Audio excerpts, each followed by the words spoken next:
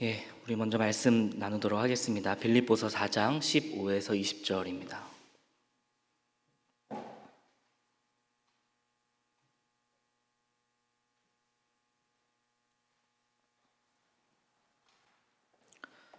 빌립보서 4장 15절에서 20절까지의 말씀 우리 한 절씩 교독하고 마지막 절 함께 읽도록 하겠습니다. 제가 먼저 읽겠습니다. 빌립보 사람들아, 너희도 알거니와 복음의 시초에 내가 마게도냐를 떠날 때 주고받은 내 일에 참여한 교회가 너희 외에 아무도 없었느니라. 데살로니가에 있을 때에도 너희가 한 번뿐 아니라 두 번이나 나의 쓸 것을 보내었도다. 내가 선물을 구함이 아니요 오직 너희에게 유익하도록 풍성한 열매를 구함이라. 내게는 모든 것이 있고 또 풍부한지라 에바브로디도 편에 너희가 준 것을 받음으로 내가 풍족하니 이는 받으실 만한 향기로운 제물이요 하나님을 기쁘시게 한 것이라. 나의 하나님이 그리스도 예수 안에서 영광 가운데 그 풍성한 대로 너희의 모든 쓸 것을 채우시리라. 하나님 곧 우리 아버지께 세세 무궁하도록 영광을 돌릴지어다. 아멘. 여러분 반갑습니다. 반갑습니다. 이성민 전사님이 앞전에 설교를 잘 마치시고 마지막 설교를 하시면서 쌀 한 가마니를 내려놓은 것 같다 하셨는데요. 그 한 가마니를 제가 다시 들고 올라왔습니다. 이제 2달간 말씀을 나누게 될 텐데 많이 무겁습니다. 여러분 기도해 주시고 함께 말씀 안에서 또 은혜와 도전이 있는 시간 되기를 소망합니다. 함께 2달간 베이스로 나눌 책은요, 저희 교회 정교인 수련회 때 강사로도 오셨던 박영호 목사님께서 쓰신 우리가 몰랐던 1세기 교회, 이 책인데요, 우리가 몰랐던 1세기 교회라는 책입니다. 시작에 앞서서 제가 이 책을 고른 이유를 나누는 것이 좋겠다라는 생각이 좀 듭니다. 개인적으로 저는 1세기 교회에 관심이 많습니다. 관심이 많아진 계기가 있습니다. 제가 학부를 졸업을 하고 경남 창원에서 한 2년간 사역을 했었습니다. 졸업을 하고 대학원에 바로 진학하지 않았습니다. 내가 대학원을 왜 가야 하는지 확실치 않았기 때문입니다. 아시는 분들은 아시겠지만 저는 고등학교 내내 피아노 전공을 하려고 준비를 좀 했습니다. 입시 시험도 봤고요. 그래서 제가 전도사 치고는 조금 칩니다. 죄송합니다. 피아노 전공을 하고 싶었던 이유는 다른 게 아니라 저는 찬양 사역이 하고 싶었습니다. 근데 처참히 입시에서 떨어졌습니다. 사실 다른 사람들보다 많이 늦게 시작했었기 때문에 어쩌면 당연한 결과이지 않은가 생각이 듭니다. 다 떨어지고 한 군데에 붙었는데요, 침신대 신학과입니다. 제가 신학과를 쓴 나름의 이유가 있었습니다. 저는 단순히 연주자가 되고 싶었던 것이 아니라 사역을 하고 싶었습니다. 찬양 사역을 하고 싶었기 때문에 언젠가는 신학 공부도 하고 싶다라는 막연한 생각이 있었습니다. 그래서 혹시 다 떨어지면 신학을 먼저 하라 하시는 그분의 뜻으로 알아야겠다라는 생각으로 침신대 신학과를 지원해 놓았습니다. 그리고 그 신학과에 붙었습니다. 저희 그 신학교 근처에 있는 교회로서 저희 중고등부 아이들은 고급진 농담을 하곤 합니다. 너 그렇게 하다가 침신대 간다 합니다. 그러면 제가 그 장난을 넘어갈 수가 없습니다. 저는 어쩌다 저희 학교에 간 것 같지만 그래도 자랑스러워하고 그 학부의 4년을 참 귀하게 여기고 있기 때문입니다. 저희가 아이들에게 목숨을 걸어야만 갈 수 있는 곳이다 라고 자랑스럽게 얘기하곤 합니다. 그래서 사실 저는 학부 4년 동안 조금 부끄러운 얘기일 수도 있지만 신학 공부보다는 예배 사역에 관심이 참 많았습니다. 그래서 찬양 사역을 참 많이 했던 것 같습니다. 방학 중에 길 때는 한 8주 정도 전국에 있는 교회, 여러 교회 수련회 저희 팀이 찬양 인도하러 다녔습니다. 교단을 넘나드는 사역도 했습니다. 그래서 정말 원 없이 사역을 했던 것 같습니다. 그렇게 학부를 졸업하고 나니까 내가 계속 예배 사역을 해야 할까, 아니면 목회를 위해서 준비하기 위해서 대학원을 가야 할까라는 고민에 빠졌습니다. 그래서 아무 생각 없이 그냥 코스처럼 대학원을 가고 싶지는 않다라는 생각을 하고 사역하면서 기도해보자라는 결정을 했습니다. 사역을 하던 중에 어느 날 문득 제 안에 이런 생각이 좀 들었습니다. 교회는 건물이 아니라고 나도 가르치고 나도 그렇게 배웠는데 교회는 왜 건물일까? 왜 건물을 벗어나지 못할까? 건물이 아닌 교회는 불가능한 것인가? 라는 생각이 막연하게 들기 시작했습니다. 그때부터 저는 대형 교회에 대한 부정적인 생각이 좀 있었습니다. 대형 교회들, 건물을 유지하기 위해 엄청난 재정을 투자하는 교회, 또 무리한 건축으로 부도난 교회가 많다는 것도 이때 알게 되었습니다. 그 모든 재정은 성도들의 피와 땀이 있는 헌금이지 않습니까? 헌금은 구제와 선교에 쓰여야 할 것 같은데 많은 재정이 교회를 유지하는 비용으로 사용되는 것이 못마땅했습니다. 그래서 교회가 진행하는 성경 공부와 같은 프로그램들도 세상의 빛과 소금으로 살아가는 데 도움이 되는 건가? 아니면 그 교회의 공동체를 유지하기 위한 프로그램인가? 라는 회의감도 들었던 것도 사실입니다. 사실 저는 이때부터 교회에 대해서 깊이 고민하기 시작했던 것 같습니다. 교회가 뭘까? 건물이 아니라면 교회는 뭘까? 사실 이런 고민 끝에 저는 대학원에 가고 싶다라는 결정을 했던 것 같습니다. 교회에 대해서 고민하며 공부해보고 싶다. 그리고 어느 날 제가 기도할 때 하나님이 원하시는 교회의 모습을 저에게 좀 가르쳐 주십시오. 그리고 제가 보게 해 주십시오. 라고 기도했던 것 같습니다. 또 그런 교회를 꿈꾸며 그러한 교회를 세우는 삶에 제가 헌신하고 싶습니다. 라는 기도를 했습니다. 참 마음이 뜨거웠던 기억이 납니다. 여러분, 교회에 대해서 고민해 보셨습니까? 교회는 어떤 공동체인가? 우리는 이단들을 향해서 날카로운 잣대로 질문합니다. 그들의 행위들을 향해서 성서적인가? 당신들의 그 행위가 성서적인 근거가 있는가? 그런데 반대로 그들이 우리에게 묻는다면 왜 너희들은 그렇게 예배하는가? 왜 그러한 모습으로 모임을 진행하는가? 교회가 만든 그 시스템은 어떠한 이유에서 그렇게 정했는가? 이러한 질문에 우리는 답할 수 있습니까? 성경 안에 우리가 답할 수 있는 내용이 있습니까? 수십 년 우리는 교회에 다니고 있습니다. 그래서 우리가 이 교회를 설명하라고 할 때 마땅히 답할 이야기가 있어야 하는 줄로 믿습니다. 오해하실까봐 말씀드리지만 참고로 현재 저는 생각이 많이 교정되어지는 중입니다.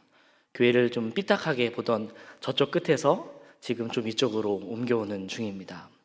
다행히 너무 건강하고 좋은 교회를 만나서 제가 바르게 성장하고 있다 생각합니다. 아부가 아님을 믿어주시길 바랍니다. 돌아보면 사실 저도 그 제도권 교회에서 하나님을 만났습니다. 그리고 하나님께서 그 교회 안에서 저를 성장시켜 가셨습니다. 만일 제가 그 제도권 교회를 부정한다면 어쩌면 그 하나님 자체를 부정하는 것일 수도 있겠다라는 생각이 들었습니다. 그때부터 무조건적인 비판은 좀 멈췄었던 것 같습니다. 하나님께서 인도하셨다는 믿음과 감사가 제 안에 있습니다. 그래서 2달간 저희가 함께 1세기 교회의 모습을 들여다보려 합니다. 그래서 교회가 어떠한 공동체였는지 그리고 교회가 어떤 공동체인지를 함께 고민해보는 시간들 되기를 원합니다. 그리고 한 주 한 주 말씀 앞에서 교회됨을 회복하는 시간 되기를 예수님의 이름으로 축복합니다. 이 책에 부제가 있는데요. 오늘의 그리스도인들을 위한 사회사적 성경 읽기라고 책에 부제가 쓰여 있습니다. 사실 우리는 성경을 볼 때 보이지 않는 안경을 쓰고 성경을 보게 됩니다. 신학이라는 안경을 쓰고 저희는 성경을 많이 봅니다. 예를 들면 하나님은 사랑이시다 라는 신학적인 개념을 가지고 성경을 읽는 것입니다. 성경의 이야기를 그 하나님의 사랑 안에서 많이 우리는 해석하게 됩니다. 그렇다면 사회사로 성경을 본다라는 것은 무엇일까요? 저자는 사회사적 읽기를 이렇게 설명합니다. 사회사는 역사 비평의 한 분야로서 인간 삶의 사회적 차원에 관심을 갖고 사회적 자료를 신중한 역사학의 방법으로 다루는 성경 읽기다. 대부분의 역사는 정치사 중심으로 이야기를 하곤 합니다. 그러다 보니까 왕의 이야기, 그리고 높은 곳에 있는 기득권들의 이야기일 가능성이 매우 높습니다. 사회를 해석하고 바라보는 시간이 높게 있는 겁니다. 근데 사회사는 반대입니다. 아래서부터 사회를 보기 시작하는 겁니다. 평범한 일상을 살아갔던 그 시대의 사람들의 이야기를 통해서 보는 시각을 의미합니다. 그래서 사회사는 이러한 질문들을 가지고 있습니다. 인구는 어떻게 구성되어 있는가? 사회 기층은 어떻게 구성되었는가? 평민들의 삶은 어떠했는가? 남성과 여성, 또한 당시의 가족 관계는 어떠했는가? 어린이들은 어떠한 삶을 살았나? 교육과 노동자들은 어떻게 살았나? 라는 질문을 합니다. 그래서 사회사적으로 성경을 읽다 보면 이전에 안 보이던 말씀들이 보이게 됩니다. 대표적으로 신약 성서에 기록된 이름들입니다. 우리는 사실 성경을 읽을 때 이 이름들에 큰 관심을 갖지 않고 성경을 보게 됩니다. 그 인물들을 읽으며 하나님의 사랑을 뽑아내기란 정말 불가능한 일이기 때문입니다.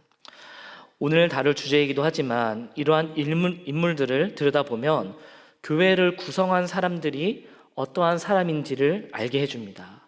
그 인물들이 함께 모여있던 그 교회를 우리로 하여금 상상하게 해줍니다.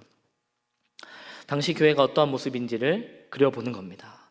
사회사적으로 성경을 보면 평범한 일상 속에서 역사하셨던 하나님을 발견하게 됩니다. 평범한 삶에 역사하신 하나님을 발견하게 되면 우리의 평범한 일상에 그 하나님께서 주신 메시지를 적용할 수 있게 될 수 있는 줄로 믿습니다. 그래서 이제 그 여행을 떠나보려 하는데요.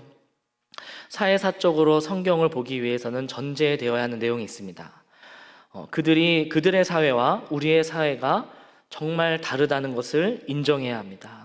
이를 설명하기 위해서 책의 저자는요, 서두에서 단어에 대한 이야기를 좀 합니다. 우리가 쓰고 이해하고 있는 그 단어가 1세기의 그 단어와의 그 간격이 매우 크다는 겁니다. 이렇게 이해하면 쉬울 것 같은데요. 제가 한 장 넘겨주시면 여러분 이걸 보면 뭐가 혹시 떠오르세요? 단순히 10,000kg 이렇게 떠오르시겠지만 똑같은 이 단어를 우리 중고등학생들이 보면 이렇게 해석을 합니다. 와, 많이 열받았구나. 예, 여러분 놀랍죠? 요즘 아이들은 이 단어를 보면 그렇게 생각을 합니다. 요즘 아이들이 화가 난다 또는 짜증이 난다 할 때 여러분 뭐라 하시는지 아십니까? 예, 킹받네 그럽니다. 그래서 저는 근데 사실 왜 아이들이 그렇게 쓰는지 전혀 모르겠습니다. 근데 여러분 다음 세대 아이들을 어칭해주고 싶다면 이렇게 말해주면 됩니다. 많이 오늘 킹받았지? 이러면 아이들이 막 웃기 시작할 겁니다. 여러분 킹의 스페링이 뭐죠? KING입니다. 그래서 맨 앞에 K와 이제 해석이 들어갑니다. 맨 앞에 K와 맨 뒤에 있는 G를 합치면 킬로그램, KG가 되죠.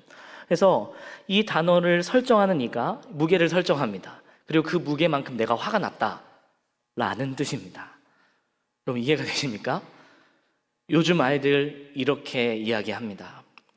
하물며 1세기입니다. 2000년도도 더 지난 세상입니다. 우리가 사용하고 있는 단어가 그대로 그때도 그 뜻이었다고 우리가 말할 수 없을 겁니다. 그렇게 생각한다면 큰 오해를 낳는 결과가 찾아옵니다. 당시의 사람들이 어떠한 환경에서 또 어떠한 의미로 그 단어를 사용하고 이야기를 나눴는지를 우리는 알아보고 생각해야 합니다. 그래서 1세기 교회를 들여다본다는 것은 그 시대에 살았던 사람들의 사회 속으로 들어가 보고자 하는 노력입니다. 그 사회 속으로 들어가기 위해서는 우리는 이런 질문들을 던져야 합니다. 예수의 운동은 가난한 이들의 운동이었는가? 교육의 수준은 당시 어떠했는가? 그들은 어떠한 장소에서 모여 있었는가? 여성들의 위치는 어떠했는가? 그들은 어떻게 예배했을까? 초대교회의 핍박은 어떠한 핍박이었는가? 이러한 질문들은 해봐야 됩니다. 그래서 첫 번째 질문은 이러한 내용입니다. 1세기 교회는 가난한 자들의 모임이었는가? 라는 질문입니다. 다시 말해서 가난한 이들이 자기들끼리 어떻게 잘 살아보고자 했었던 운동이었는가입니다. 이를 확인하기 위해서 1세기 교회 공동체를 이룬 사람들은 어떠한 사람들이었고 그들은 어떠한 환경 속에서 살았는지 살펴보면 도움이 됩니다. 세 가지 자료를 오늘 살펴볼 텐데요. 첫 번째는 신약 성경에 등장한 인물들을 좀 살펴볼 겁니다. 두 번째는 당시의 경제 지표를 분석한 내용을 볼 겁니다. 마지막으로 그 도시의 환경들, 어떤 환경 속에 살았나 살펴보겠습니다. 첫째로 인물들을 통해서 교회 공동체를 들여다보도록 하겠습니다. 교회 공동체에 대한 이미지는 아마도 가난했던 공동체, 그리고 하층민이 대다수였던 공동체의 이미지일 겁니다. 이러한 해석이 꽤 오랫동안 지배적이었습니다. 교회 구성원의 사회적 위치에 대해 의심을 갖지 않았다라는 말입니다. 몇 가지 이유가 있는데요. 먼저 예수님의 말씀 때문인 것 같습니다. 복음서에 보면 예수님은 부자들을 곱지 않은 시선으로 보셨던 것 같습니다. 대표적으로 부자가 천국에 들어가기 힘들다 하고 하신 말씀이 생각이 납니다. 그리고 예수님의 행보를 보면 늘 가난한 자들 옆에 계셨습니다. 그리고 사회적으로 억압받은 자들 곁에 우리 주님이 함께 하셨습니다. 또 다른 이유는 고린도전서에 있는 말씀에서 살펴볼 수 있습니다. 1장 26절인데요. 같이 한번 읽어보겠습니다. 시작. 형제들아 너희를 부르심을 보라. 육체를 따라 지혜로운 자가 많지 아니하며 능한 자가 많지 아니하며 문벌 좋은 자가 많지 아니하도다. 공동체 내에 문벌 좋은 자가 많지 않다는 바울의 이야기 때문입니다. 초대교회가 하층민의 운동이라는 견해는 아주 오랫동안 지배적인 견해였습니다. 그런데 이러한 내용이 1970년도에 도전을 받습니다. 제가 사진 한 장을 보여드릴 텐데요. 이 사진의 제목은 예수님의 배입니다. 예수님의 배. 정말로 이게 예수님이 타셨다는 배라는 증거는 없습니다. 그런데 1세기의 배들이 대략 이 정도의 모양을 가지고 있었을 것이다 라는 것에는 많은 학자들이 동의를 합니다. 길이가 8m, 폭이 2m, 그리고 높이가 한 1.2m 정도 되었다고 합니다. 생각보다 크지 않습니까? 여러분, 베드로를 부르셨던 장면을 한번 떠올려 봅시다. 그물을 씻는 어부들의 장면을 떠올릴 때 여러분 어떠한 것을 좀 상상하십니까? 좀 꾀죄죄한 모습들, 좀 뭔가 좀 부족해 보이는 모습들을 우리는 상상하곤 합니다. 근데 이러한 사진이 주는 새로운 이미지들이 분명히 있을 겁니다. 생각보다 그들은요, 이 큰 배를 유지했던 사람들입니다. 그리고 안정적인 생계의 수단을 확보해 둔 사람들이라 말할 수 있습니다. 특별히 그 갈릴리의 가버나움에는 풍부한 어획량을 자랑했다 합니다. 그리고 실제로 그곳에 가보면 그 항구가 매우 아름답다 합니다. 미항입니다. 뭔가 우리가 알고 있었던 이미지랑은 다를 수 있다라는 생각을 우리는 해볼 수 있습니다. 많은 학자들이 초대교회가 하층민의 운동이 아니라는 내용의 연구를 쏟아내기 시작했습니다. 이 주장을요, 새로운 합의라 부릅니다. 그리고 앞에서 나눴던 다수가 하층민이다라는 것이 옛 합의입니다. 최상층부, 그러니까 엘리트 집단을 제외하고 또 맨 밑에 있는 최하층부를 제외한 다양한 많은 그룹들이 섞여 있었던 공동체, 그것이 아마 교회 공동체였을 것이다 라는 이야기를 합니다. 그래서 앞에 나눈 고린도전서 1장 26절의 말씀을 다른 시각으로 봅니다. 문벌이 좋지 않은 자가 많지 않다라는 것은 아예 없다는 말이 아니라는 해석입니다. 그러니까 사회적으로 지위가 있었던 사람들도 많지는 않지만 공동체 내에 존재했다라는 해석이죠. 웨인 믹스가 쓴 1세기 기독교와 도시 문화라는 책에 보면 흥미로운 챕터가 하나 있습니다. 신약 성서에 등장한 인물들을 다 이렇게 뽑아서 그 인물들이 어떠한 사람들인지를 연구한 챕터입니다. 다 다룰 수는 없지만 두 명의 인물들만 한번 다뤄보겠습니다. 로마서 16장 23절에 있는 내용입니다. 같이 한번 읽겠습니다. 시작. 나와 온 교회를 돌보아주는 가이오도 너희에게 문안하고 이 성의 재무관 에라스도와 형제 구아도도 너희에게 문안하느니라. 두 명의 인물이 나옵니다. 가이오와 에라스도라고 합니다. 먼저 에라스도를 살펴볼 텐데요. 웨인 믹스는 자신의 책에서 에라스도를 이렇게 설명해 줍니다. 바울이 언급하는 인물들 가운데 유일하게 기독교인 그룹 안에서의 맡은 역할이 아니라 그 도시에서 맡은 직함과 함께 그 이름이 밝혀진 인물은 바로 에라스도다. 에라스도는 그 성의 재무관이라 소개했습니다. 그리스도인 에라스도는 부와 함께 사회적으로 꽤나 높았던 지위를 소유했던 인물임을 우리가 알 수 있습니다. 두 번째 인물은 앞에 나온 가이오입니다. 성경에는 가이오를 이렇게 설명하죠. 나와 온 교회를 돌보아준 가이오입니다. 개역 성경은 이 부분을 식주인 이렇게 번역했습니다. 그리고 대부분의 영어 성경에는 이러한 단어가 있습니다. 호스트라는 단어가 있습니다. 바울이 고린도에 있을 때 이 가이오의 집에서 머물렀음을 우리가 알 수 있습니다. 그리고 온 교회를 돌보았다라는 것으로 볼 때 고린도 교회가 그 집에 모여서 함께 공동의 식사를 하고 다 같이 예배를 드렸다는 것을 상상해 볼 수 있습니다. 당시 고린도 교회의 숫자를요 최소로 잡을 때 한 50명 정도 되었다라고 주장합니다. 이들을 수용할 만한 상당히 당시에는 큰 저택을 소유했던 것으로 보입니다. 이러한 주장을 통해 새로운 합의는요, 교회는 최고 엘리트와 최하층을 제외한 그룹들이 함께 모여서 공동체를 이루었다라고 이야기합니다. 두 번째 살펴본 자료는 경제 지표입니다. 즉 경제적 수준을 분석한 자료입니다. 이 내용은 새로운 합의 뒤에 나온 주장입니다. 새로운 합의에 대한 도전이 있었는데요. 저스틴 맥잇의 바울, 가난, 그리고 생존이라는 논문을 통해서입니다. 이 논문은 로마 제국 전체의 경제 구조를 분석하는 데서 출발합니다. 그래서 맥잇은 이렇게 분석합니다. 로마의 인구는 1% 미만의 엘리트 집단, 그리고 99% 이상의 가난한 계층으로 분류된다 설명합니다. 그래서 이 이야기가 나온 뒤에 그 두 진영이 치열하게 논쟁을 합니다.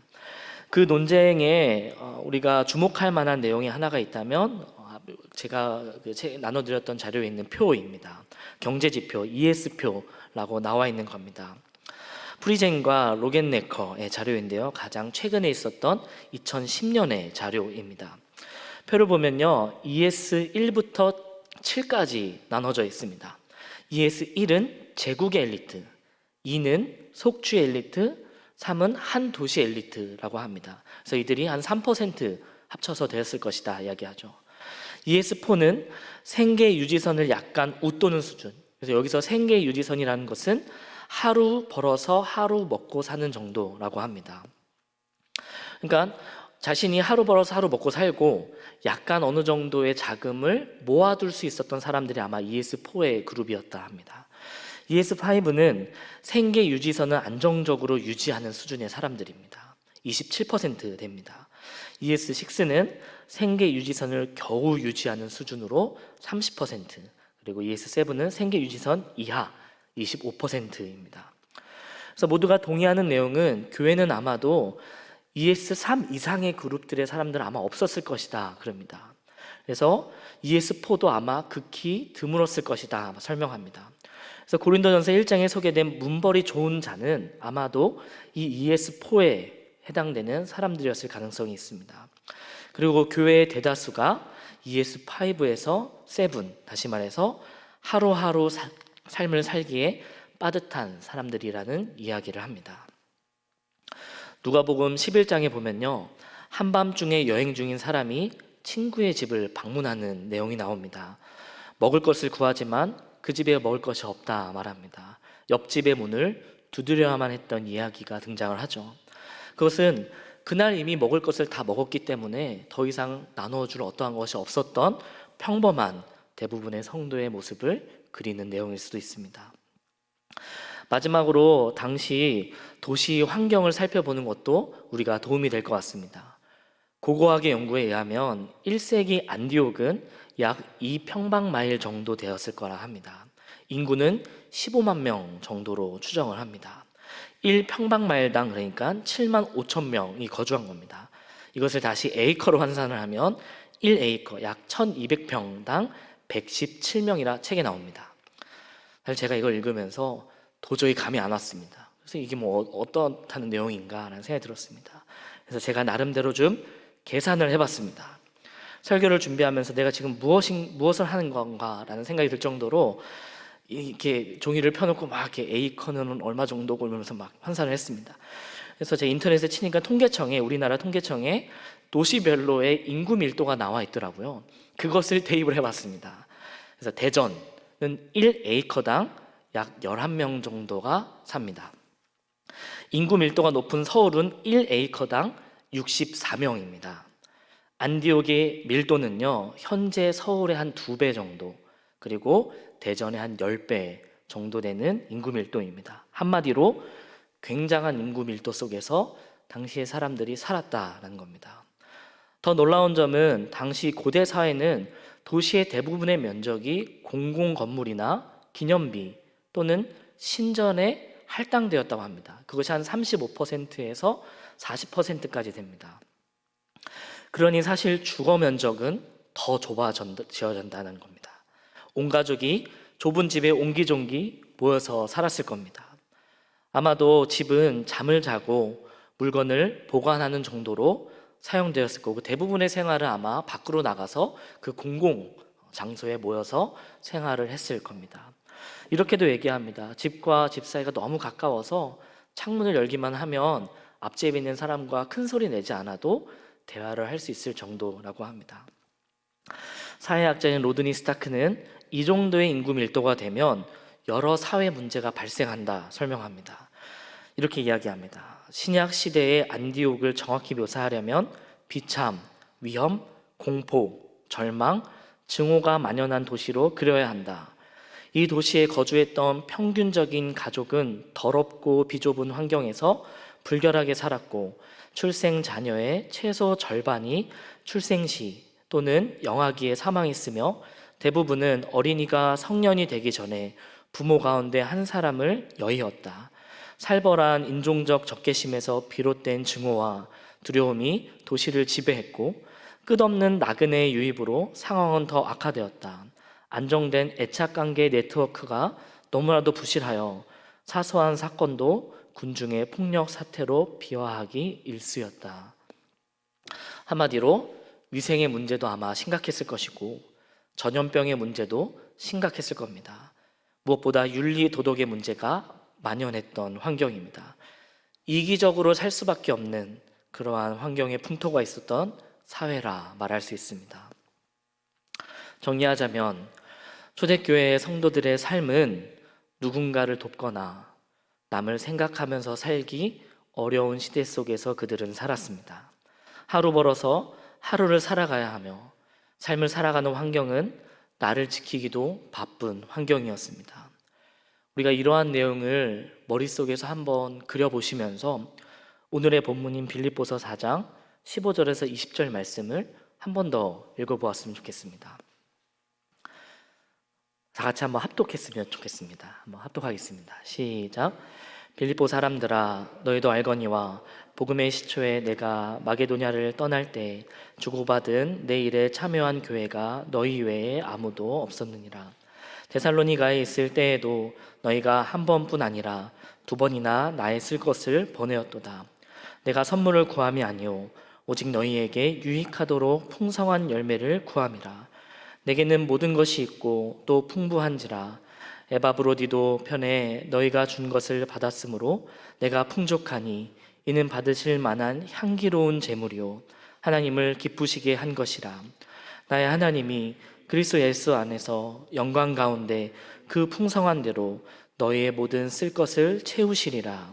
하나님 곧 우리 아버지께 세세 무궁하도록 영광을 돌릴지어다. 아멘.